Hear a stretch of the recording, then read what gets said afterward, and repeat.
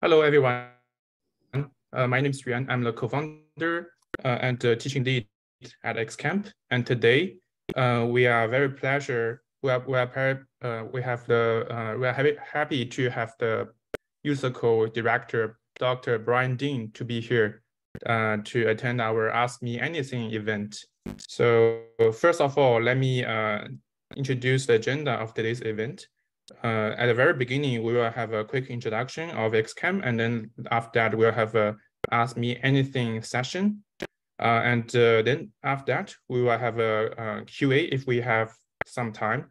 And after this event, we'll have the XCamp open house as well to have a deep dive about the XCamp courses. Our principal, Dr. Charlie Guo, will answer any questions related to XCamp. So I'll have a quick introduction of XCamp. So up to this year, we already have more than 500 students across the world. And it's been a very fast growing community for XCamp to realize from 0 to 1. And our teaching faculties in the basic fundamental classes is from the seasoned software engineers and also from the top universities in the US. And we have the coaches for the USACO Grandmaster classes. They are mostly IOI, ICPC, and the NOI medalists. For our platform and the curriculum, in the fall last year, we have already launched our platform integrating slides, homework, contest recording, teaching intelligence and reporting, and is still under active development for further improvement. And in the community side, we have already launched a new site for this course. And in USACO, we have lots of achievements and effort. As of May this year, we have 7 finalists this year, 4 finalists from last year, and 1 from the year before. We have more than 200 students reach the USACO silver and above levels. 30 students reach the USACO platinum levels. And we have already started to do USACO public mock tests. And also we have a USACO post-contest live solutions sections as well.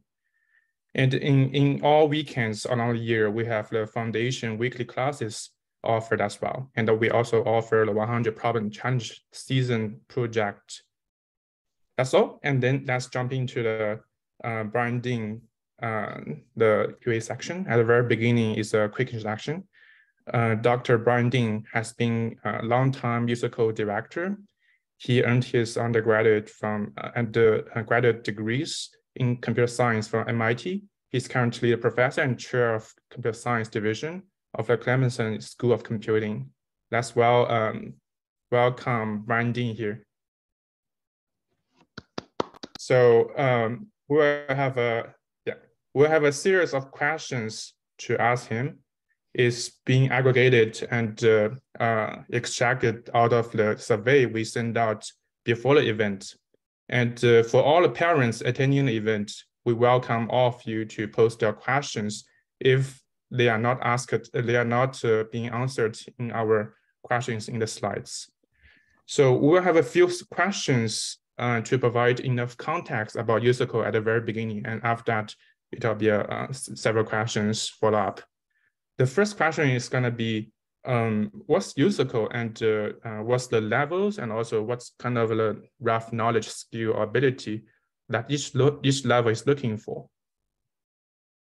So thanks for inviting me to chat with everybody. It's always great to have an opportunity to talk to parents and students about USACO.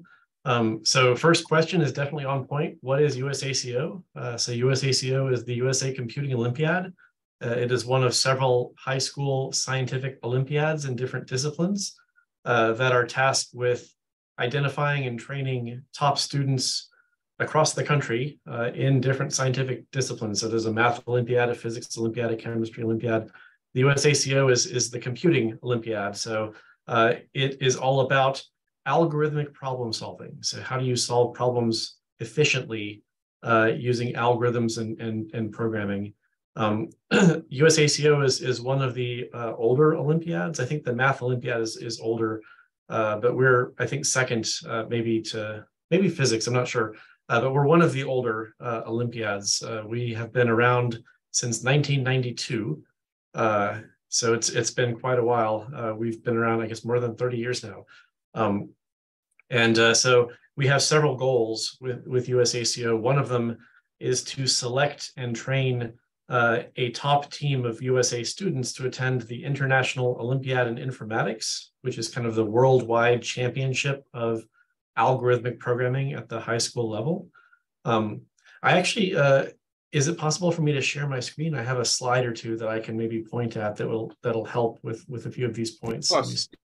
Yeah, let me stop my share. Please go ahead.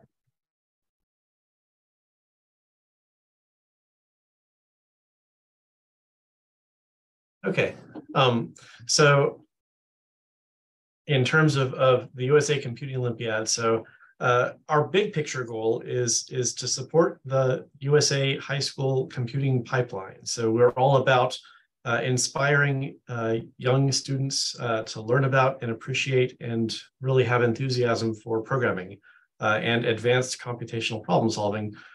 We also, though, are the organization in the US that is tasked with selecting and training the US team that goes to the International Olympiad in Informatics. And so we have a series of online programming contests throughout the year that I'll talk about the details of.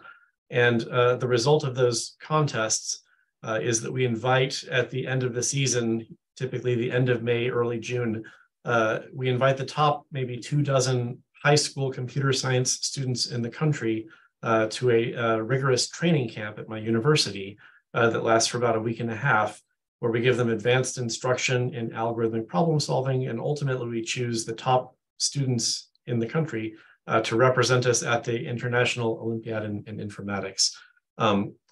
This is actually a photo from the training camp this year that we just finished up about 2 weeks ago. It was a lot of fun, and we had several people from X Camp there. So we very much enjoyed the students that you sent to us. They did a great job at our camp.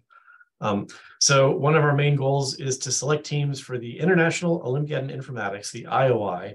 And also recently, there's a new Olympiad that was launched only several years ago, the European Girls Olympiad in Informatics, the EGOI. And so we now select teams to attend both of those Olympiads.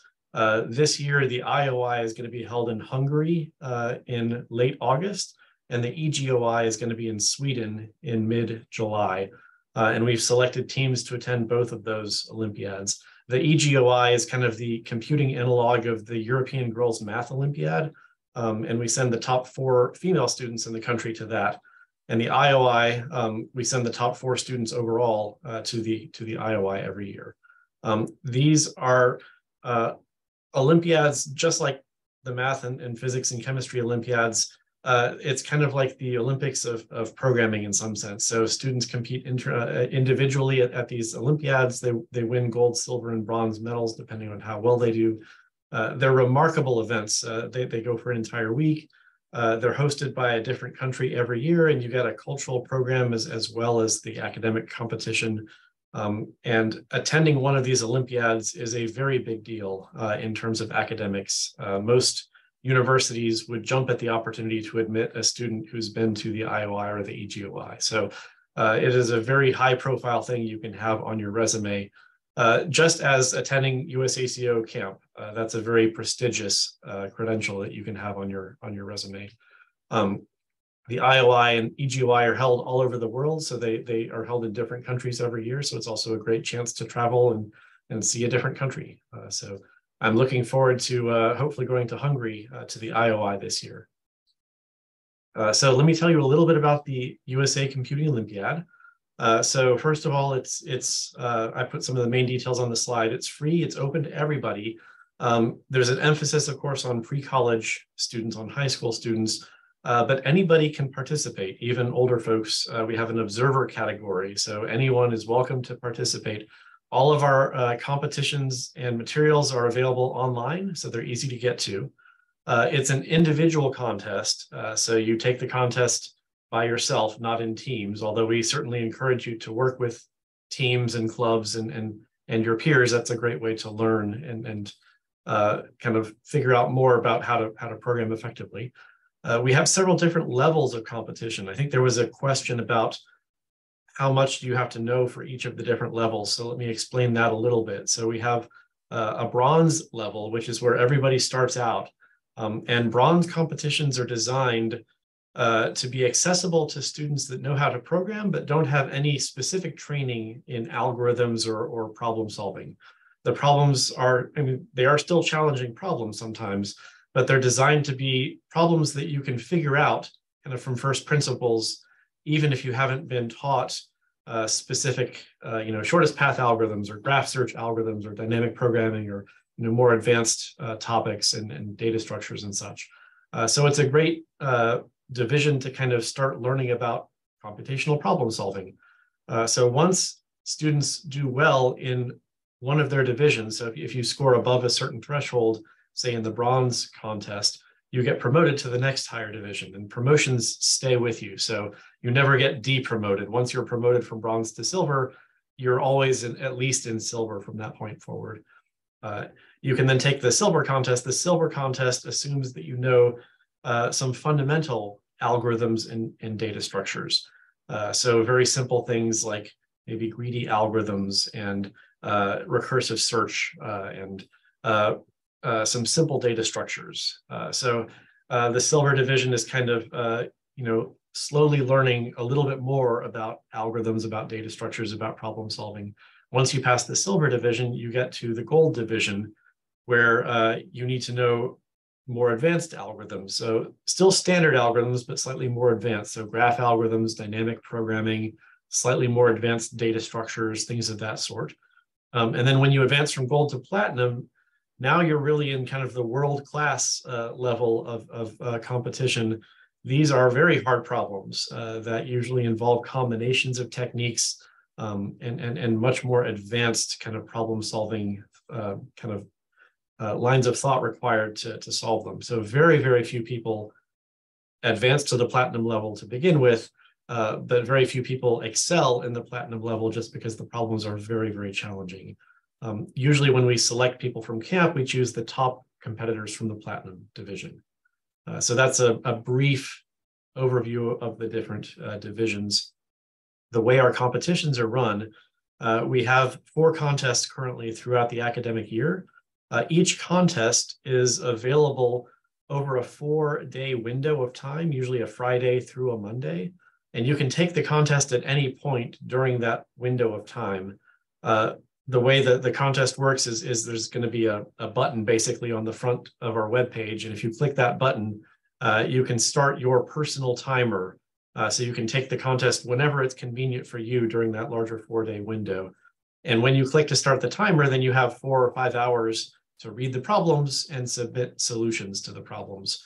And so everyone is taking the contest at a slightly different point in time.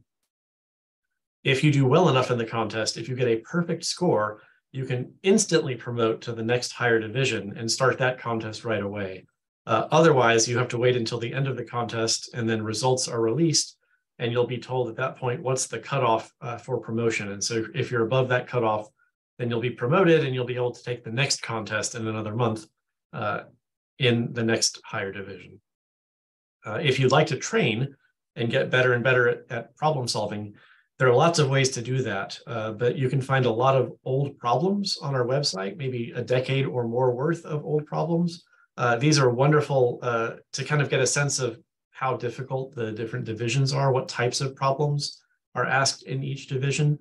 You can read solutions to each problem. You can practice submitting code for each old problem, and you'll get an answer of whether your program was correct or not. So practicing with these old historical problems can be a very good way to improve your problem-solving skills and to do better at our contests.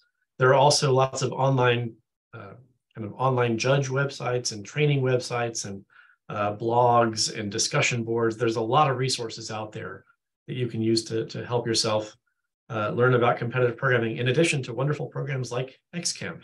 One that I would recommend that some of our alums recently put together is called the USACO Guide.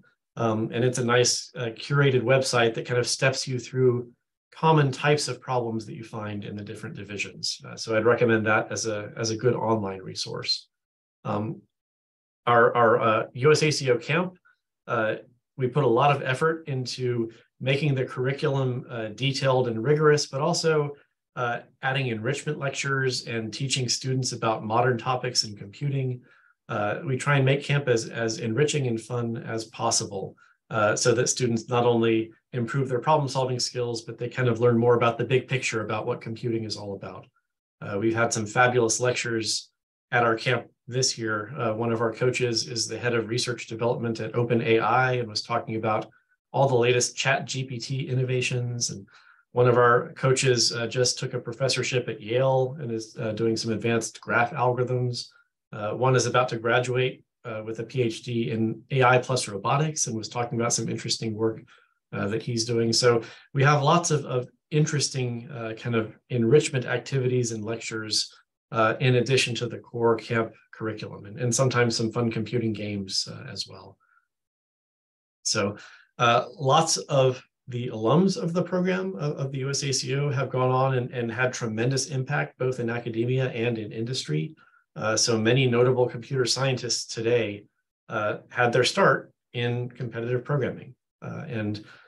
So I've listed a couple on the slide here, but there are many, many more. Lots of our alums are doing amazing things. That's one thing that I'm always proud of, is to kind of see where our alums have ended up. And just to kind of finish that up, I think there was a question in the list of questions about why is participating in USACO worth it? Why is it worthwhile? So for me, it was tremendously worthwhile. It basically changed the course of my life in terms of giving me the motivation and the skills to kind of pursue an advanced career in computing. So it taught me about how to be a better problem solver and how to think better about computing. And so it helped me get admitted to MIT originally. It helped me kind of appreciate the field of computing. It helped me in achieving a job as a professor of computer science. It helps me on a daily basis in my own research because my own research is in the area of algorithms and data structures. And so I routinely apply, even today, many of the techniques and tricks that I learned originally through Olympiad-based problem solving. So it really does cultivate kind of a broader skill set than you would think would just be applicable for solving these types of contrived toy problems. So I think there is a lot of value in learning how to solve these types of problems. It does translate beyond the Olympiad problems themselves. It helps you appreciate the broader field of computing. I have met a lot of amazing people throughout my Olympiad journey. A lot of role models, a lot of people who have inspired me to try and be better at problem solving and whatnot. So it's a remarkable environment to work within. And it's just a heck of a lot of fun. So many of you enjoy mathematics, enjoy problem solving. This is a wonderful community to participate in for that reason. So that's my pep talk, I guess, about the USACO. And definitely happy to answer other questions. I think I have the list of questions in an email here, which I think I have actually just closed. So maybe you can prompt me with a few of the questions that I still should try and answer here. Sure. Yeah, absolutely. Maybe I can just use my slides to go over the question one by one. Sure. And then later there could be people posting several more questions. Okay. Yeah. Hope that wasn't too short or too long. Yeah, it should be good. Let me share my screen.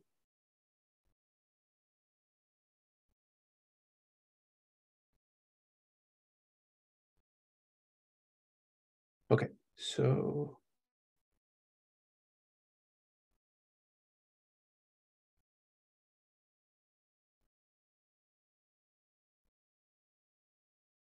yeah, I think we've already answered the first several questions. We are directly starting from this one. So one of the parents asked that with the rise of ChatGPT and AI in general, how would you position USACO in general in terms of computational thinking education? And is it still valuable as it used to be to work on competitive programming and the USACO? So that's a very good question. And it is a question that comes up a lot, is kind of our chatbots and large language models and things like ChatGPT, are they going to supplant programming as we know it? And is it still worth learning how to program?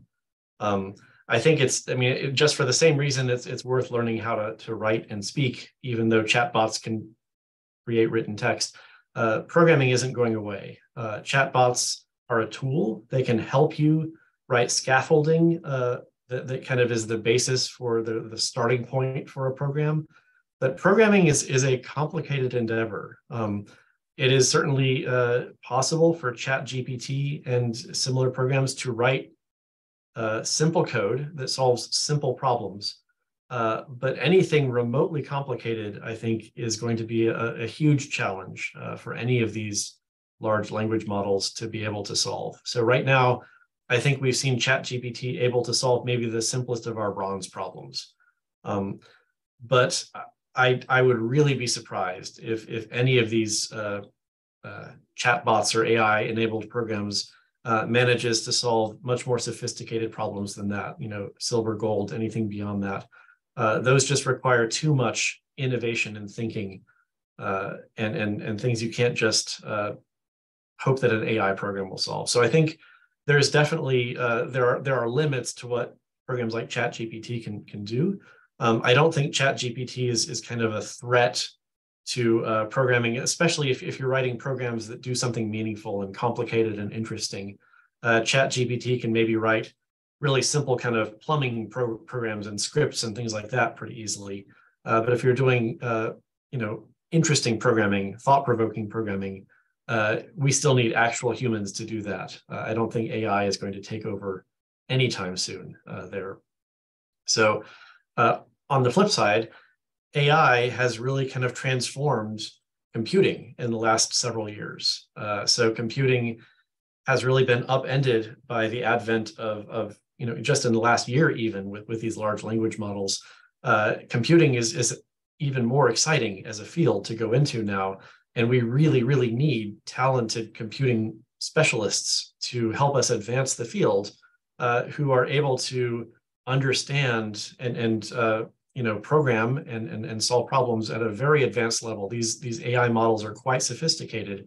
And so it takes a very, very deep, sophisticated training to innovate in these fields. And so I would say that this is a good thing for computing. It's not getting rid of advanced computing jobs, it's creating advanced opportunities in computing to push these AI language models and artificial intelligence further into the future. So it's an exciting time. It's kind of scary for me because all of my training back as a graduate student much of it isn't relevant anymore because computing has changed so much. We have to keep learning. So it's not a field to go into if you want to be boring, if you want to be bored, if you don't want to be challenged. It's a very exciting field, a very dynamic field, but a lot of exciting stuff on the horizon with AI. So I'm excited by all of these developments. I don't see them as challenges, really. If somebody wants to cheat their way through the first problem in bronze with ChatGPT, I don't see them. That doesn't really help them in any way. So I don't really see that as a substantial threat to the USACO. Cool. Yeah, thanks a lot. Yeah, in some sense, ChatGPT actually increased the need for people with really, really high specialties in computing, and we definitely feel the same way. So the next question, it was a follow-up of the previous question, but I believe this is already being answered. So let's go to the next one. One of the parents asked, what is your vision of the future of USACO, especially with regard to diversity and also how to increase the participation of USACO? That's probably the hardest question this evening. So the future of USACO, it's tricky because even, what's the future of computing? Computing, like we just saw, changes so quickly. Even within a year, computing has changed dramatically in the past year. So it's very hard to predict almost anything in this field. Kind of what is it going to look like in 5 years? They've just made me the director of our School of Computing at Clemson, which is a similar challenge because I have to kind of predict what research trends to invest in with hiring new faculty and whatnot. And it's quite a challenge because you really don't know what computing is going to look like, 5-10 years down the road. It certainly is the case that computing is changing. And so a lot of the Olympiad style of problems, some people might say, are kind of becoming more old-fashioned. Those techniques aren't as maybe relevant in like the AI era. I'm not so sure that's the point, though. I think that the Olympiad style problems still teach you a lot about effective thinking, about problem solving, about algorithms, about kind of the core notions in computing. So I still think that there's a lot of value in the kind of traditional style of problems that we ask in these Olympiads. Whether we actually try and push the envelope and innovate on the styles of problems that we ask, that's a big question and something that would be interesting to think about. It is a challenging thing to do because Olympiad style problems are designed in a way that they're approachable by students that don't have a huge amount of background. It would be very difficult to ask problems about, say, artificial intelligence or machine learning because there are so many advanced prerequisites, like mathematical and whatnot, that go into a lot of these interesting cutting edge topics. It's very hard to write problems about those types of things. So we definitely try and design problems that evoke modern applications in computing. It is definitely a challenge to do that. But our goal is certainly to kind of keep pace with modern applications and modern ideas in computing. The broadening participation and diversity angle, that's a big challenge. That's been a challenge for a while. As you know, computing in general is not the world's most diverse field. It's been a rather stubborn problem that we've been facing in terms of there are many dimensions along which we are not diverse. So, the gender dimension, for example, things are getting better in some of those dimensions. Like, for example, along the gender dimension, with the advent of the European Girls Olympiad in Informatics, we have seen a rise in the number of high-level female participants in our program. So I think slowly we're seeing positive change. It used to be, 10 years ago, we would be lucky to have a single female participant at camp, and now we routinely see several that qualify. So I think the trends are heading in the right direction, but they're not moving certainly as fast as many of us would like. There are also some challenges with, say, geographic diversity in certain areas of the country, like the Bay Area or Southern California, whatnot. There are highly concentrated pockets of expertise that lend themselves well to generating lots and lots of high performing students in these sorts of contests. So we see a lot of participants from certain geographic areas and not so many from other geographic areas. And that's a challenging problem to solve because you kind of need some sort of critical mass in some sense to really get a lot of participation from a particular area. You need high school clubs, you need participants who have done well in the Olympiads to go back and train their peers and to kind of inspire other people in their area. So the geographic question, that's a challenge. We care a lot about diversity in the USACO, but these are very challenging questions, and it is not clear kind of what the ultimately the right answer is to solving them. There is no kind of right answer in many cases. There are certainly some best practices that you can try and follow to encourage broadening participation, but it's kind of slow and steady progress that we're seeing there. So if any of you have any suggestions or advice, I would love to hear them because this is definitely an area that I care about a lot as the director of the program. Yeah, thanks a lot. Would you like to say a few words to the young girls like fifth of like sixth grade that are still choosing between lots of different activities, and computing or STEM generally is one of them, but they may eventually choose something else due to different reasons? How would you say a few words to them just to encourage them to feel free to dive into this field? I think it is a remarkable field. There are remarkable opportunities in this field. I think if you're male or female, there are just tremendous opportunities to study advanced computing. I wish you could have come to our camp a week ago. We had a cohort of the top female students in the country there, and they were inspirational in terms of just, a lot of times I would go to the debrief sessions after our contest and watch the students get up and present their solutions. And it is truly humbling to see the level of just brilliance of all of these students. I think, the opportunities that exist in this field are really quite impressive. Oh, there's a question about how is the EGOI team selected? The same way as the IOI team. So we invite to our camp, we have, so we invite the top roughly 24 high school students in the entire country to camp. And then we add to that a special cohort of the top, N female students that may be just past that cutoff. So we have a substantial cohort of maybe 8 to 10 female students at our camp. And from that pool, we choose the 4 students that will attend the EGOI. I would definitely, for all the female students out there, highly encourage you to give competitive programming a chance. It's a lot of fun. I have a younger sister who is a professional mathematician who always kicks my butt at math.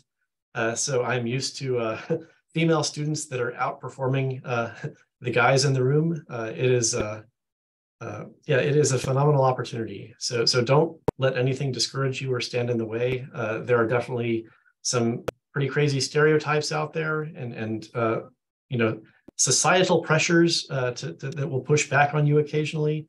Sometimes the online community is not exactly as kind and welcoming as it should be, but you have to kind of have thick skin sometimes and push forward irrespective. It's up to you guys to create that change in diversity that we are hoping to see. So definitely stick with it, and I'm hoping that the trends will continue improving in terms of diversity. Yeah, thanks, Professor Dean. Definitely at XCamp, we are also working very hard towards in terms of diversity. So next question, many parents, they're curious, for language, what kind of language is the best to use to take the USACO test? And especially no matter it's in lower level or upper level, because some people say in upper level, Java and C++, they are at a better position to use. Yeah, what's your opinion on this? That's probably true. So at the lower levels, any language is probably fine. So whatever you're comfortable with, whatever you're learning for other purposes, I think you can do just fine with Python, Java, or C++ in the bronze and silver divisions. Once you start moving up to higher levels, I think probably C++ is kind of at the end of the day, almost everyone in Platinum is using C++. You can probably still get by with other languages, but C++ has kind of become the de facto language of the advanced competitive programming world. And once you get to the Olympiads, they have restrictions on languages, so you won't be able to use Python at the actual Olympiad. So we kind of try and promote our top level students to at least migrate to C++. It is much faster. And if you're good at, say, programming in Java, switching to C++ is not that hard. So I think the hardest part is learning the program in the first place, kind of, right? How to translate ideas into code. Once you figured that out, it's not too hard to switch from language to language. So find a language that you're comfortable with, use that for the first few divisions, but down the road, maybe consider switching to something like C++ at the really advanced levels. Yeah, thank you. And next question is that given USACO is a online-based competition, how to ensure it's a fair competition to the students? This is also a challenge. We don't have the resources to proctor every single USACO contest. We want to be able to reach as many students as possible. And so that's why we have our online format. That's why we have a 4-day window for our contests, because we don't want to create hurdles for people who want to be able to participate. We want to have as many people able to participate in our contests as possible. The downside of that is it does create problems with policing the academic integrity of the contests. So as you can imagine, with a 4-day contest window, there are multiple vectors that people can use to be dishonest, by reading about the problems from one of their friends early in the contest and then taking the contest later in the window. These are very hard things to prevent. We do have measures in place that can detect various forms of cheating on our contests, and we routinely disqualify hundreds or even thousands of students every year because of these things. It's kind of disheartening. That's the part of my job I like the least. When you start getting competitors in the higher levels, that's where we really start to scrutinize the academic integrity side of things, because we want to make sure, for example, if you apply to college and put USACO on your resume, we want to make sure that colleges view USACO as a fully legitimate, integrity, full of integrity contest that they can trust the results from a USACO contest. So we do care a lot about making sure that we do enforce academic integrity as much as possible. This coming year, actually, we're going to be, I think, introducing a couple of new measures to try and improve things from an academic integrity perspective. So in the Platinum division, we're going to be rolling out a new plan where students who want to, from the USA, who want to compete in Platinum and contend for camp, they're not going to have a 4-hour window. They're going to have a common 5-hour contest window.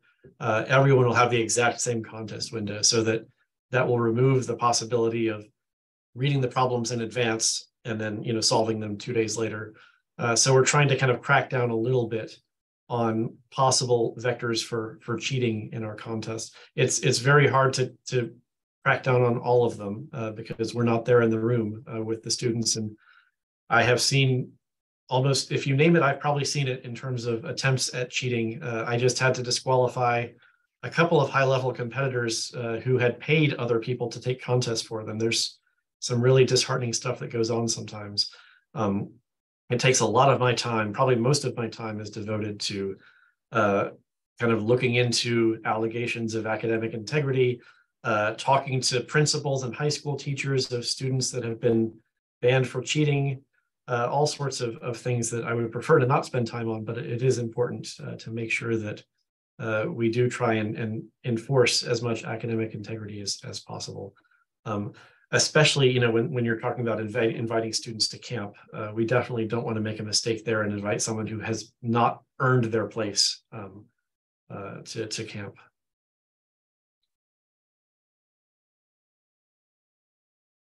Oh, sorry.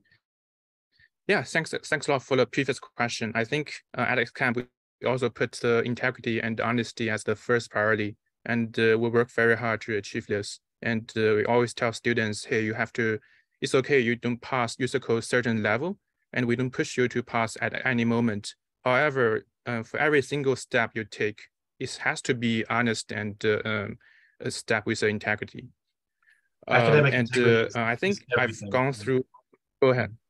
I would like to echo that. Yeah, academic integrity is everything. So it doesn't matter if you pass or fail, but do so with integrity, please. It really does matter. Yeah. In the end of the day, only by taking every single necessary steps, you're owning it on your own, not like something just get it in a very ad hoc way, and eventually you will not be able to use the knowledge at all. I've got several questions privately messaged me. I will go over those questions in timestamp order. So the first question is that is USACO getting harder and harder every year? Sadly, I think that is the case. That's a common question I get. I get a lot of questions from people saying, hey, bronze is getting way too hard. Can we fix that? And that is something that's on our radar. We are trying to push back on that. The challenge there is many of our problems are set by former Olympiad winners. And so they may not be perfectly well calibrated to write bronze level problems. So that's something that I care about a lot. So I'm trying to push back a fair amount on making sure that the bronze division in particular doesn't get too far out of hand. There is kind of, I guess, there's kind of a natural force that does create upward creep in difficulty, just because if you look at IOI problems from 30 years ago, they'd probably be in today's silver division. So difficulty has definitely gone up, but that seems to be just kind of a necessary trend because students are getting brighter and brighter. So if you think the problems are getting more challenging, that is a realistic observation. That is kind of true, I think, in terms of how things have moved over the last couple of years. But we are trying to not let the inflation of difficulty proceed too quickly. So that is something we're looking at. Yeah, thanks for the answer. And the next question actually is a follow-up question. So typically students find it to be easy to pass bronze and silver. It takes a little bit practice, but not that much. But once they get to like gold level or like platinum level, they found it to be a very, very different game to play. So how would you suggest them to, what kind of action they should do? And also, why is the case that they feel there's a like very clear split boundary between bronze, silver, and gold, platinum?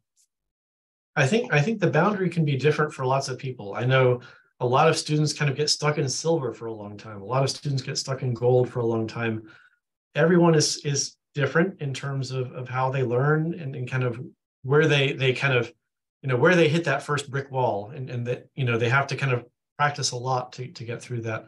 I guess one other word of advice to the students out there is that I don't know anybody who has, succeeded at this without just a lot of practice and a lot of work. There's kind of the, you might think, oh, so-and-so is just naturally smart and they can do anything with very little effort. I haven't really seen that in my practice. I think everyone that I know who has succeeded in Olympiad style problem solving and in general in computing, they've just put in a lot of effort into practice and training themselves and learning and getting better. So there's no shortcuts. There's no secret bullet that kind of will jump you to platinum in a month. It does take effort, and there can be some challenging points along the road where you kind of get stuck somewhere. So how do you get out of kind of feeling like you're stuck at a particular division? I think sometimes finding other folks to help you with your programming. So XCamp can help. Talk to your friends about programming. Look at message boards and other online resources, and look at lots and lots of problems to see if you can start to identify patterns and trends. And I think a lot of students, they kind of, when they're solving a problem, they get stuck on the same idea, or what you really need is kind of an algorithmic toolbox where when you're trying to solve a problem, you can go through lots and lots of ideas and say, okay, that's not going to work. That's not going to work. It's fine to kind of, fail at solving a problem, but fail quickly, right? So you want to be able to quickly identify dead ends, and being a good problem solver is kind of developing intuition about what direction is kind of maybe more likely to succeed. And you can only develop that through solving lots of different problems. So everyone learns differently. I wish I had a concrete answer that this is the secret to passing silver or whatever, but I think it's different for everybody. But the commonality is just practicing and solving lots of problems will get you there at the end of the day. Yeah, definitely. At XCamp, one of the core concepts I always tell students is the muscle memory. So it's very similar to music instrument. The more you play, the better you get to, like, in terms of how to translate your idea into codes. And our next question is that how are the USACO camp attendees selected? I guess she's asking USACO finalists, how are they selected? So in general, it's the top students in platinum. There's a little more subtlety than that sometimes. So for example, if a student is a senior, then we typically would only choose them if there is a strong prospect that they would be viable as an IOI team member. So the threshold for seniors might be a little bit more intense than for other students. Also, if a student has already been to camp, we take kind of a closer look at those students. We kind of expect to see a decent amount of improvement in order to invite them back a second time. So if a student comes to camp and then does worse in our yearly contest the next year, that doesn't look as good. So those might be kind of two cases that are kind of more special cases, I guess. But in general, it is typically the students that are at the top of the leaderboard in the platinum division. Oh, yeah, thanks. And the next question is that actually the question is, when selecting finalists, judges will look at Platinum submission code. What quality in the code that the judges is looking for? When selecting finalists, so we would probably only do that for borderline cases. So if we have, 3 slots left and we have like 5 students that we're trying to decide between, then we might actually look at their code and try and figure out if there's some sort of indicative features of their code that we like or that we're not so happy with. Maybe we look at somebody's program and say, this person doesn't seem like they really understood the problem. Kind of they got lucky and got a lot of points with a very simplistic algorithm, whereas maybe somebody else has a much more impressive algorithm, but they have some simple, subtle bug in it that they missed, and we're more impressed by that. So, so we can have a look at code and try and figure out maybe from that which student might be slightly more deserving of a camp invitation. Yeah, so in some sense, if at the very beginning, the judge always look at the correctness of a code, and they will look at the quality of a code when needed. Correct. And the next question, actually, I want to ask a question. Mm-hmm. I just met the tourist, basically the Kennedy famous tourist in all the competition platform like 10 days ago. He got 6-time IOI gold medal. Mm-hmm. He's from Belarus, and we've been talking a lot about the competition, how students were being raised in different culture, different countries, and also widely achieved different achievements in the end, things like that. So how do you see the difference between the competition culture and the participants in, for example, in Asia countries like China, and also in European countries such as Belarus or Russia, or maybe other European country, as well as the countries in the America? Yeah, that's an interesting question. Actually, I remember one of the moments at an IOI that I remember the best was, I think it was 2012, when Gennady came in second place to someone from the USA at the very end of the competition. Everyone was like yelling and screaming, and it was like, yay, we beat him by 1 point. It was about as intense as a competitive programming. It's not really much of a spectator sport, but sometimes it is actually pretty fun to watch. In terms of the culture, this is one thing that there actually are some substantial cultural kind of differences, I think, between, like, if you look at, say, like the Chinese team, they are extremely well prepared. They have trained and trained and trained. They know every data structure, every algorithm inside and out. I kind of like to think that the US team, we kind of train a little bit more on like the thinking outside the box, kind of being more creative. So I'd like to think that if we got a problem that was kind of completely out of left field, that didn't resemble a prior problem, that we would hopefully be well equipped for doing that. At our training camp, we don't spend 100% of our time just training on algorithms and data structures. We try and instill an appreciation for the broader sense of computing in our students, and I think that's important.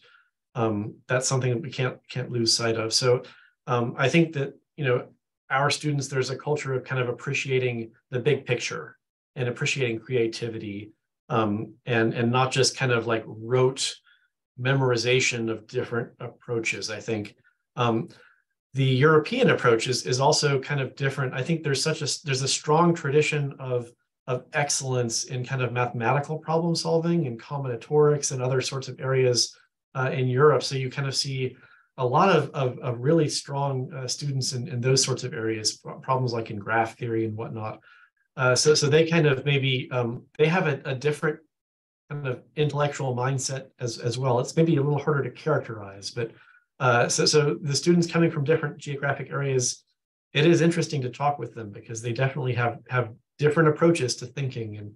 And that's one of the fun things about the IOI is you get to meet people from all sorts of different cultures, and they kind of they think in different ways. It's fascinating. Yeah, thank you.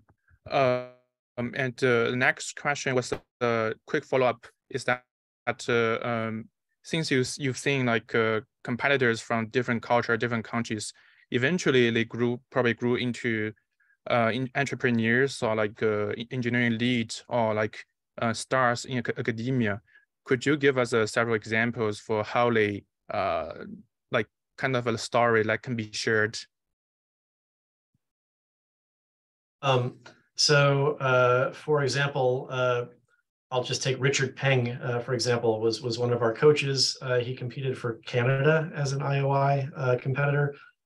He's now an associate professor at Waterloo University, and he has in the last year basically published some algorithmic papers that are so groundbreaking that it's still just, I'm kind of in disbelief at how fast these algorithms are for solving kind of core problems on, if you know what a max flow problem is or a min cost flow problem. These are problems that have been studied for decades. They're kind of core to algorithmic graph theory. And he has come up with innovations that solve them in essentially linear time, which is just, I would have thought, unthinkable until his work came out. So just completely groundbreaking stuff. We have had, so other professors like Percy Liang is at Stanford. Jacob Steinhardt is now at Berkeley. Eric Price is at UT Austin. Quan Liu is at Yale. All of these folks are at top tier academic programs and making huge amounts of impact. We also have in industry folks who've had a huge amount of impact. So Adam D'Angelo is the CEO of Quora, a former CTO of Facebook. He has made a huge amount of impact with his work. Lots and lots of our alums are starting companies. They are in high-ranking positions in existing companies. A lot of them go and work as quants on Wall Street, actually, because that's a very highly sought-after skill. A lot of our funding agencies that fund the USACO are financial firms because they see the problem-solving skills of these students is very viable for their industry as well. So lots of different interesting career paths that our students have taken and been very successful at. Yeah, thanks. I still remember when I entered Google at the very beginning, my tech lead was #2 in competitive programming in India at that time.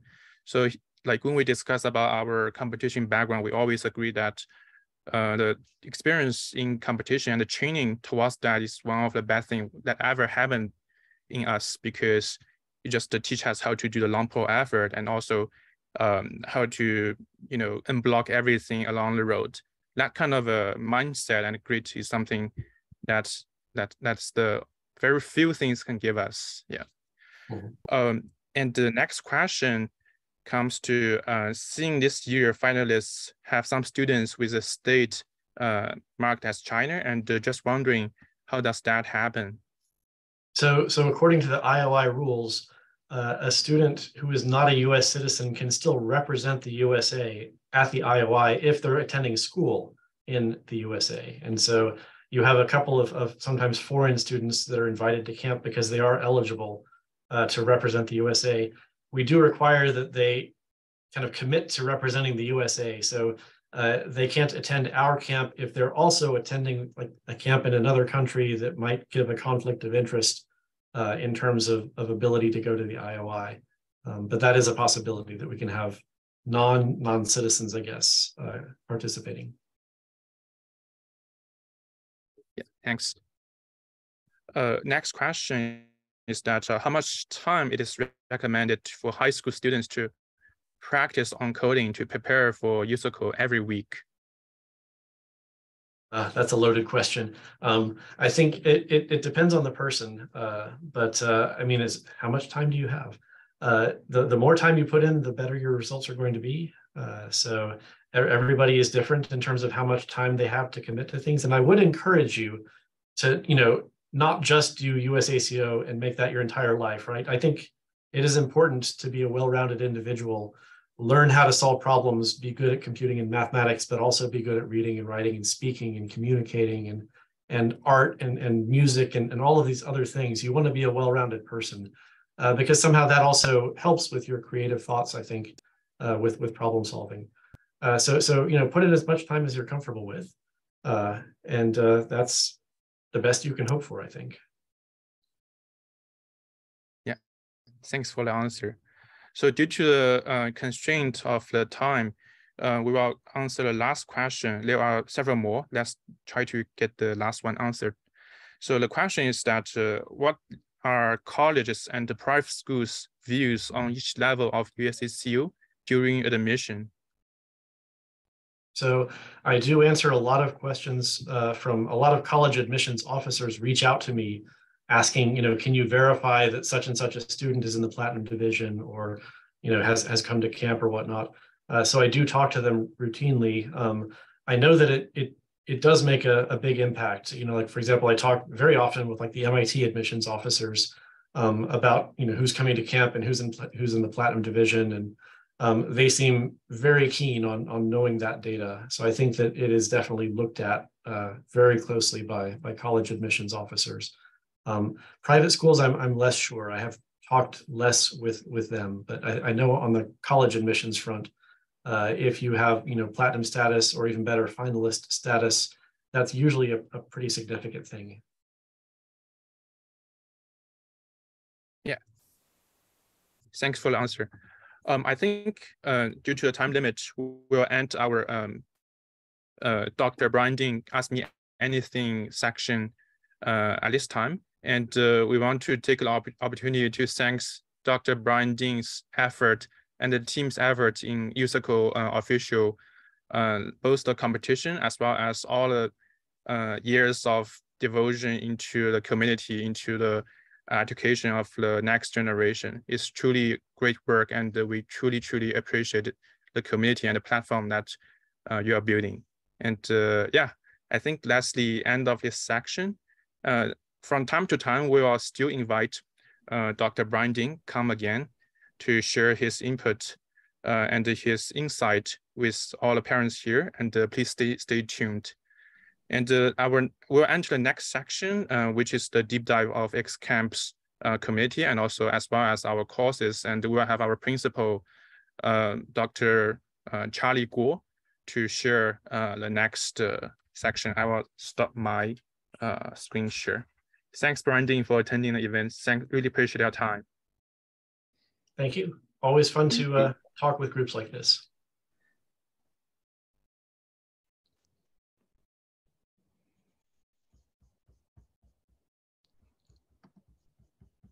Yeah, Charlie, I will hand it over to you. Okay, thank you. Yeah, thank you, Professor Dean. I'll continue another session here.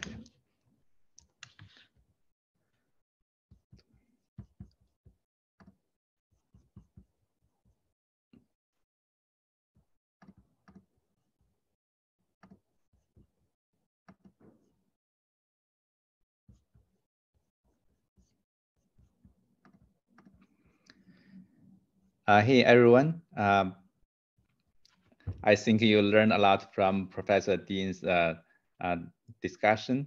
My name is Charlie. I'm the co-founder and the principal of XCamp. I will give you a deep dive on the classes provided by XCamp. You may know a quick introduction about XCamp, and you and I, we co-founded 6 years ago. I'm still working in Google. Also, I do some investment as an angel investors. I got my PhD in AI from UCLA. Yuan have been working in a critical large-scale distributed systems in Google. Also, he leading our teaching and research team in the XCamp.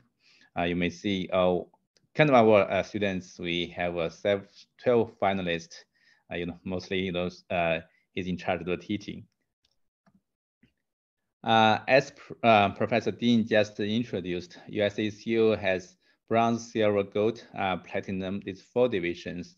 Then the students are selected to the US camp. Then 4 of the students will be selected to the ROI team, US ROI team. Also for girls will be selected to the EGOI team. Yes, this year we have 7 students selected to the finalists. It's more than a quarter of them. Also, we know each season we have 4 times every month from December to March for USACO contests. Here, so I like say, it's a kind of pretty intensive season, but also the students may learn a lot from this experience. I have some numbers to show you how many students attended USACO from 2000. You can see from the chart, the bronze level, it's about 10,000 students in 2020. So both, here's a typo, from 2020 to 2023 is more than doubled. We'll have 20,000 pre-college students to take the bronze. For the silver, you can see it's a pretty stable on 10,000 in the past 3 years. That's also kind of proved the difficulties that it's increased, even though we have double students attend, but only still the similar students advanced to the silver. Similar to the gold, it keeps about 2,000, and for platinum is about 500 in the past 4 years. It's very competitive, but as Professor Dean just mentioned, if you can advance, definitely that's kind of proof and add on items on your college application. Here also more examples I showed here for the finalists from 2014 to 2020. You can see some of them went to Harvard, MIT, UCB, Northwest, Stanford. This really kind of a factor considered to these top universities. Also, it helps to apply CS majors. Some of you might be interested in learn CS in college. It's now, we all know it's getting harder and harder to apply to top CS departments. And the USACO contest results, even though it's like a gold division, it helps too, because you show you are different. There are only several hundred students, they are in the gold division every year. If you are one of them, it's definitely strong evidence you like coding, you reach some level. Besides the the contest results, here I also want to show you USACO result. I mean experience, even though that's lower level, can help you other extracurricular activities. One is robotics. We know here's the example. Kila, she was our student. After she passed USACO bronze, she kind of feel like she's more interested in robotics. So she joined their school robotics team and she became the software team lead. Because her experience with XCamp, because her experience work on USACO problems, she was the strongest person in software. She led the team to reach the world championship. This is a very good example to show coding skills matters in the robotics. She got admitted to CMU, Carnegie Mellon University this year. Another example is from Jerry. Jerry, after she passed USACO silver, he felt it's kind of not his interest to move forward with USACO Gold or go to Platinum. So he applied some internship to a startup company. He got accepted. Also, the interviewer said, okay, he's more than qualified for the job. So he worked 3 years in that startup as some interns. He got accepted to Texas at Dallas, also the Georgia Tech. So we can see the USACO and coding experience can help the even high school student to find full-time internship opportunities.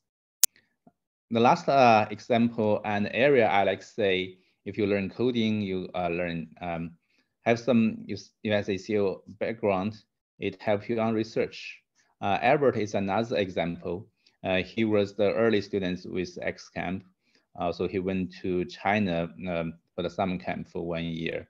The similar situation after he passed the silver, he thought he is more interested in research, so he didn't find more time on coding. He got the chance to have an intern with Rice, a professor in Rice. Then the second year, he got another research internship in Caltech. Because of his strong coding experience and skills, he did a great job on these 2 internships. Then he got accepted to Caltech as a college student study AI this year. In short, we can see that coding experience can help us with other activities like robotics, internship, and research. So start learning coding will help you. Also about career, we compared the Google interview, Facebook interview problems with our classes with the USACO contest. You can see the USACO silver level will cover nearly all of these interview problems. I like to say for the high-tech interview, for example, Google, the algorithm and the data structure, like the graph, trees, arrays, strings, dynamic programming, all these problems are covered in the like our class 302 and the previous ones. So if you pass USACO silver level, you will not, I'm very confident to say you will not have difficulties for high-tech algorithm and data structure interview. For the high-tech interview, there are 2 major tech areas. One is data structure and algorithms. The second one is system design.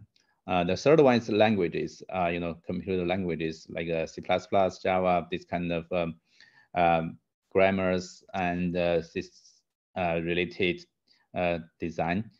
So that one you may need other class to learn, but for the data structure and algorithm, you will be easy to pass this interview just after you pass the zero level and enter the gold division.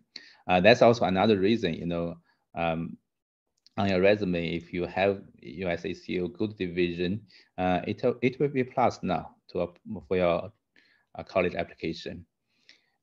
Also here, for the language, we teach both Python and C++ and Java.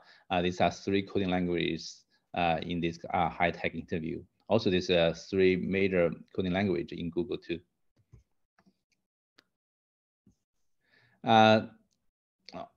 Also, I would like to compare XCamp's class with MIT and Stanford, their algorithm class. You can see here, our class up to 302, some in 400, nearly cover all the classes, topics in MIT, and nearly all the topics in Stanford. Okay, here's more details of our class.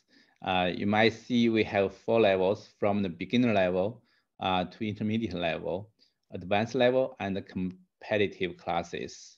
In a quick summary, from beginner to ROI, International Olympiad of Informatics, each level, we have the class to help you. Especially on the high level, it's we have international contest medalists to help. So this is a systematic weekend class. We have more than like 15 classes in total. In addition, we call our 100 problem challenge. During each summer and in the winter time, we give each level of the students from pre-bronze, bronze, silver, gold, and platinum 100 problems in that level. We challenge them to finish in 1 month or 2. Yeah, this summer we changed it to 2 months because some students are on vacation, travel. So we give the student more opportunities and time frame to complete this 100 problem challenge.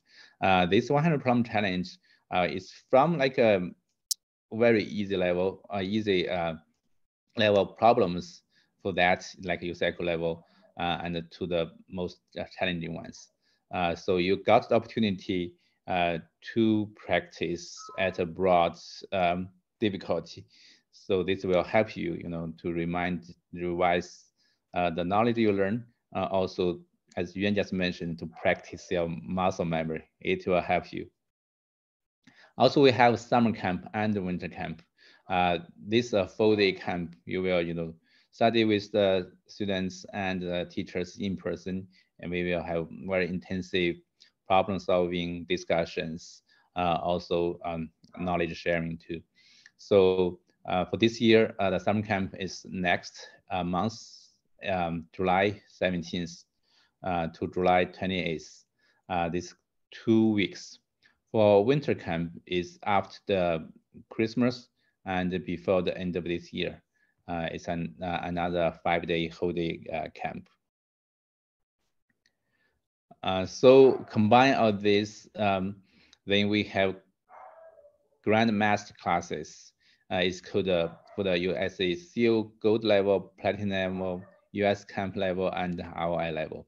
That's kind of competitive, hardcore classes to help the students to keep learning. Yeah, this kind of a structure we have. So if you are interested in coding, especially competitive coding, we have all the classes, all the support you need.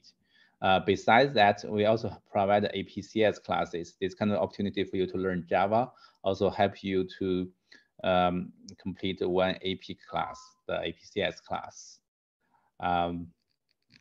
Also, we have we call the booster camps enhancement class 2. This we have kind of mock test. It will be in winter time. Also, we support the students in other ways. 100 problem I just mentioned. Also, we have more free mock tests, and we have more events. This one just like one of them. We invite Dr. Brian Dean here. This called US Education Forum. Now we have this is a 56. We will continue work on this. We will invite the previous teachers. We also invited the US campus for the 2 events. We invited Stanford, Berkeley college students to share their experience. Yeah, in the future, so we may invite the experts from the industry, professors, to share their knowledge and their learning, and to help the students here, to help the community.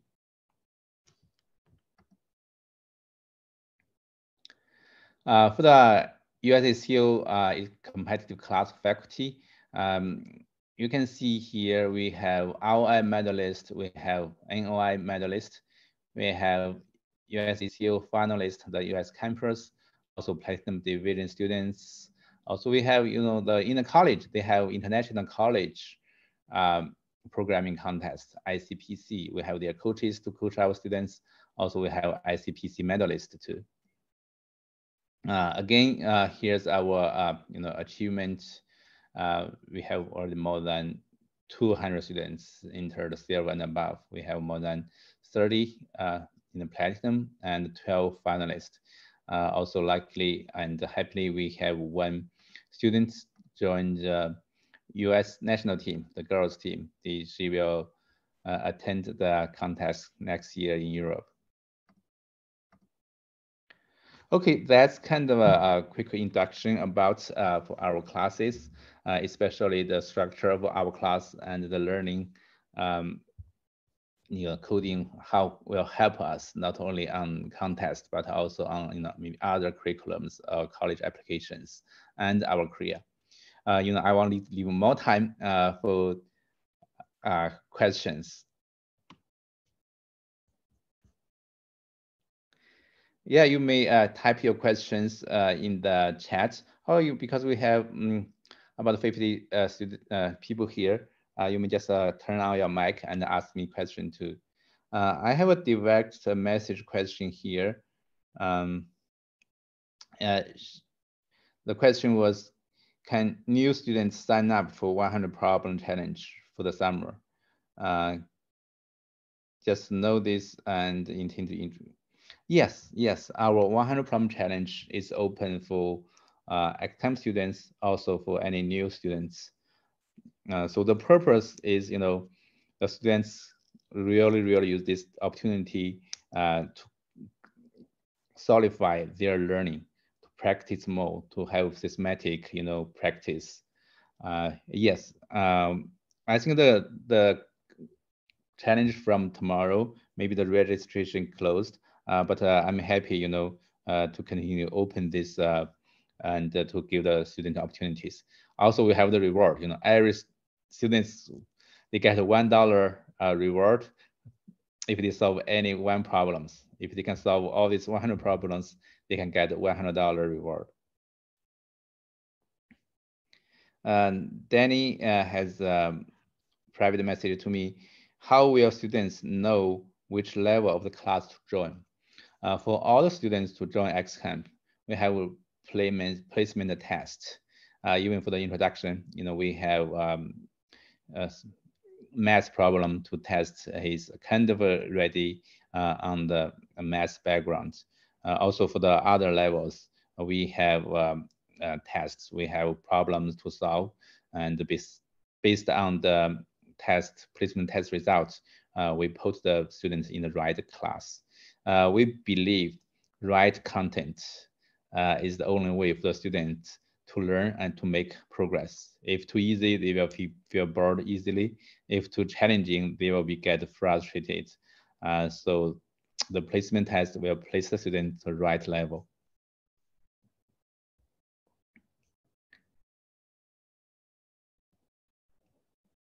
The next question is, can we help organize kind of group study, do the problem together? Yes, this is on our plan. Before the pandemic, all our classes are in person. So the students have the opportunity to learn together, to study together. We have, study group time, even before the class and after class. But due to the pandemic, now most of our classes are online, except the winter camp and summer camp. Now we try to help the students to get online, at least to study together.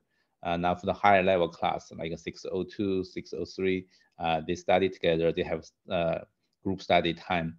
Now we are trying to get lower class students.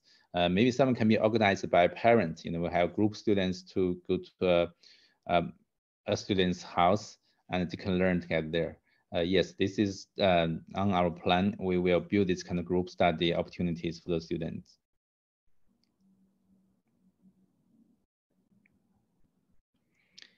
The next question is about the enhancement class. We will usually have for this year 10-week mock test. It's from October to early December.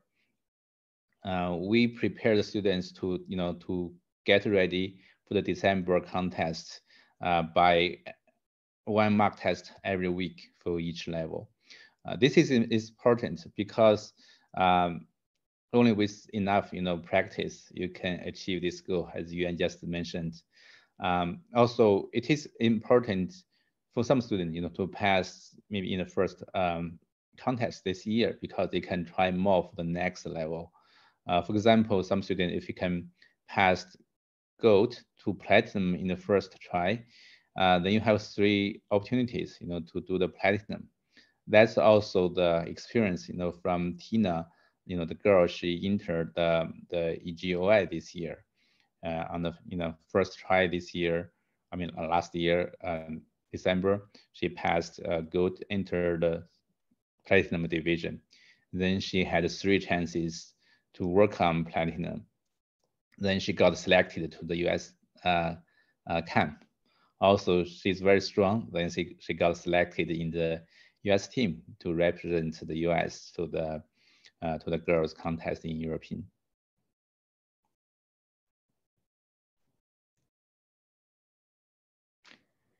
Let me see the other questions. Yeah, Ronghui said our summer camp sessions, we only have 2 weeks, is too less. They got the conflicts. Okay, yeah. Yeah, we heard this, we know this now. For next year, sorry, this year maybe too late to planning.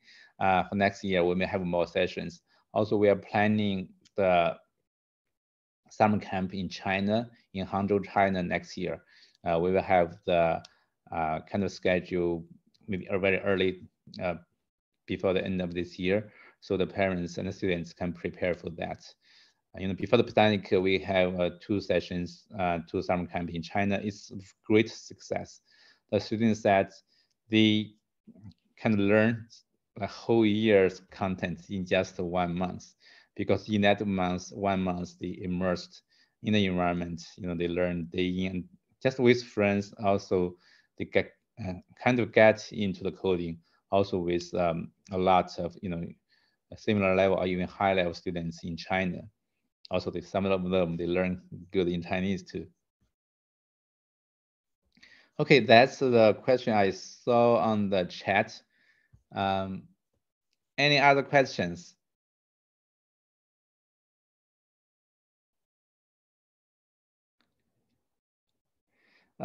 Mia have a question here. How many times can you take each USACO level if you don't pass? You can continue to try. Every year, we have 4 contests. You can try 4 times. If you could not pass the next year, you can continue trying. There's no limit. Another question in the private message is, we will save time. It's about the summer camp in China. Is it in Chinese? So our major teachers, they are bilingual. They both speak Chinese and English.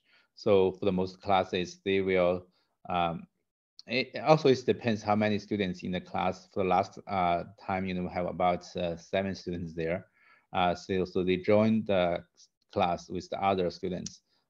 The teacher mostly he explained some major topics in English if the students cannot understand. But if for the next year we have enough students, we will have a mixed class. Also, for some class, they will teaching English. Yeah.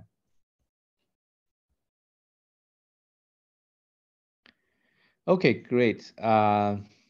Any other questions? Please, yeah, turn your mic. If you have a question, you can ask me directly too.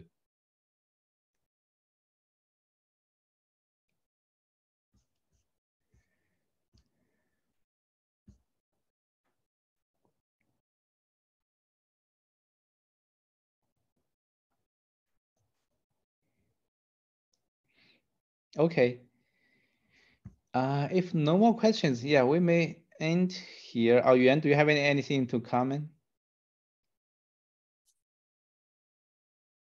Yeah, I just want to say over year after year, we are trying to explore new ways to train students, especially with a camp setup. So last year we started to use a rewarding system. So this year we are trying to combine rewarding system together with a group setting. It's roughly like in a group we are split student into group. And for each group, they will work on problems as a group. And they want to work as many problems as possible, and we will reward them with scores. And then after the group setting, we will split them into each individual student, and they need to work on the same problem that they've done with the group setup. And each individual score will be added up to the group score. So by using this kind of a new creative way to provide incentive for students to help each other together with individual sections to make sure the mastery is not stay just in a group level, it will go to individual level. We are helping students to enhance their mastery year after year. So yeah, so I found the summer camp to be the most rewarding experience for lots of our students, and many of them, because of these kind of a long-term summer camp whole day setup, they are able to reach a very high level in USACO. Yeah, some of them was able to enter the US national camp. Yeah, that's some extra information I want to provide for the summer. Thank you, Yuan. I see Gloria raise the hand. Hey, Gloria.